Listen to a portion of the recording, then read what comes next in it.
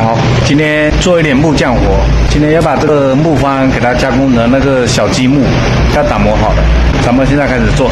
先把木方切成1米长1段的，然后4个面给它打磨光滑，然后一小捆一小捆扎好，再用缠绕膜包裹，再用胶带全覆盖缠绕紧实。现在咱们根据木块的长度固定一个靠山，就可以开始切割了。靠山的尺寸切记要多检查几遍，以免后续全部做错。现在开始切，头上第一刀咱们先给它去掉，切好的全部放入到纸箱里面，不要随地乱丢，不然很多灰尘，等下不好拿力。